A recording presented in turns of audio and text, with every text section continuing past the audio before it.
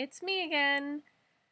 I decided that since I'm going to be trying to vlog every day, I'm not really going to worry too much about using my camera every day, because most of the time it's just going to be me talking. I'll try to do some more interesting things on occasion, but it's just easier to just use my webcam because I don't have to import and blah blah blah blah blah.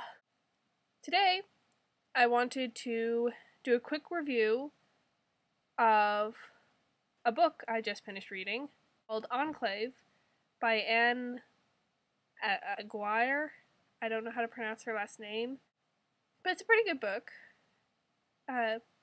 On the cover, one of the little praises for it is for fans of Hunger Games. I think the New York Times said that or somebody. I don't know. That's pretty accurate because it's a post-apocalyptic culture study. It's just looking into how people would act. Although, while Hunger Games technology marched on, in Enclave, technology is gone. I mean, the story's about this group of people who live underground in the sewers, and there are some appearances of subway tunnels of an unnamed large city. There are various enclaves of people that live there, and they try not to let their enclaves get too big, because then they will not be able to sustain themselves.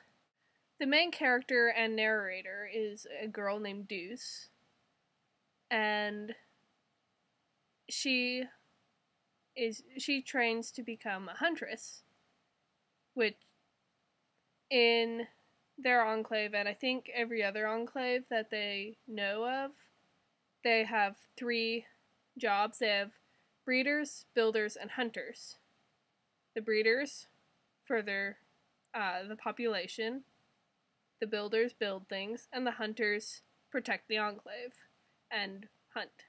The book begins with the ceremony of her becoming a huntress and receiving her partner, hi kitty, a boy called Fade.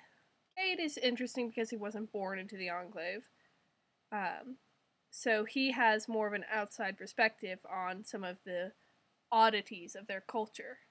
There are these zombie vampire things called freaks. It's never really explained exactly what they are or how they came to be, but they're vaguely human and they eat things. Fade and Deuce learn that these freaks, which have previously exhibited no signs of intelligence, are starting to exhibit hunting strategies, and the story proceeds from there. The book has some really great description. It's not... Oh, okay. Like, you can have really great detailed description like Tolkien. Tolkien had really detailed descriptions of almost everything. And they're pretty good, although some of them are a bit long and boring.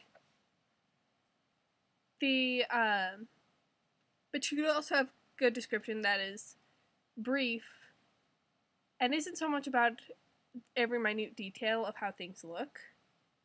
It's more about how they feel.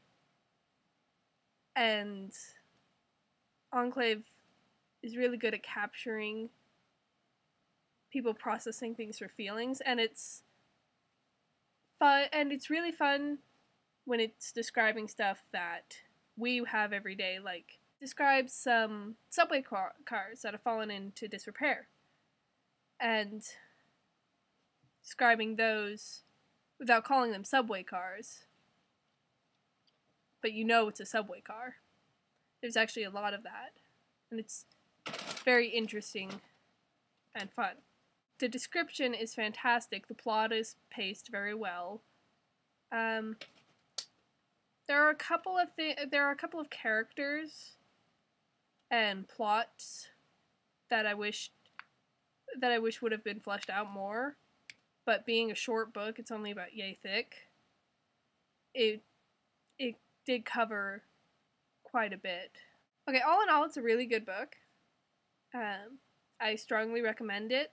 If you liked Hunger Games, you will probably like it. They do have a similar tone, but Enclave is not like a ripoff of Hunger Games. So, that's my review. I'm going to go back to reading The Fault in Our Stars now.